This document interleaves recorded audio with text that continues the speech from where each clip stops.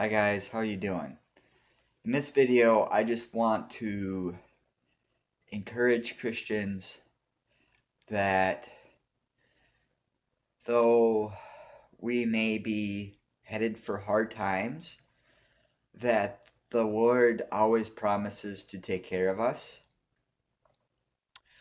That does not mean that we should not prepare for the future. It doesn't mean we should be unwise with the way we live our lives. I think prudence, I think being future oriented, I think uh, just being wise in the way you live your life is a good thing. Um, why am I talking about this? Well, because I had somewhat of a vision or a premonition as I was waking up this morning, and this happens to me not often, but like every once in a while I will experience something that I feel like I get from God that I want to share with other people. I don't make a lot of videos, so when I do, it's kind of important. But yeah, I had this vision, this premonition that the world financial bubble popped and food was scarce, goods were scarce, people were being chaotic. It wasn't a long, drawn out thing. It wasn't like I was, comatose for 3 hours or anything like that. It was just a glimpse. And it was just God showing me something that He wanted me to be able to prepare people for. And I'm not comparing myself to Joseph, but in the story of Pharaoh and Joseph, Joseph suffered for a long time before he was in a position to help the whole nation through a famine because of what God told him, because of his working through dreams. I believe these things still happen today. I don't see anywhere in the Bible where it says, yeah, this will end at some point. Peter says, your old men will dream dreams, your young men will see visions. I just take that as, and this is for your children and your children's children. This is a promise that God gave us, and that though I'm cautious to say that we should expect the supernatural, because I don't think it's necessarily expected. I think God does speak to us supernaturally at times, but I don't think it's anything we need to chase.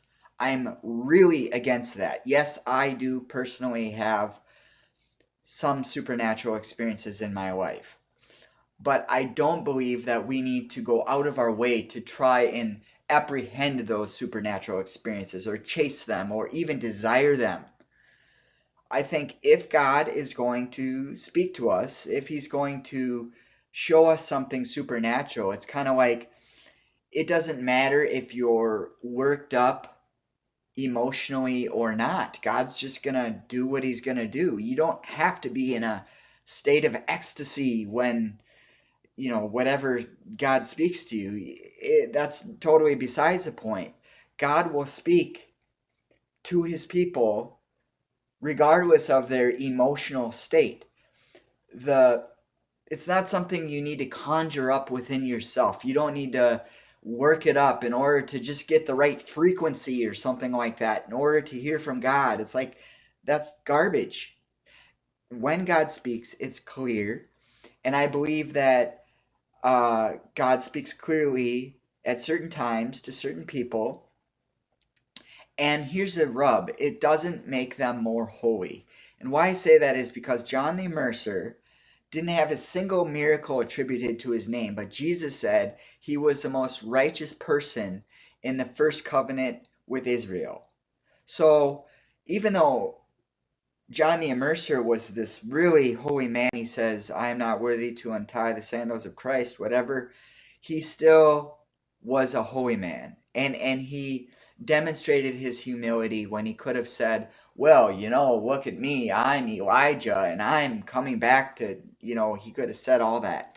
He kept it low key and just told the facts. And he doesn't have any miracles associated with him. Now, we might say he spoke in a word of knowledge or a word of wisdom or he prophesied, but he didn't have any healings associated with him. He didn't heal the sick, he didn't cast out demons. We don't know what he did, but those things aren't recorded for us. So, point being is I do feel like I heard from God about this. It wasn't like even a super intense thing. It was just a picture of what God was telling me. So we are need to prepare for what God is going to do or what the world is going to go through, and that's all this is. All right, that's all. Talk to you later.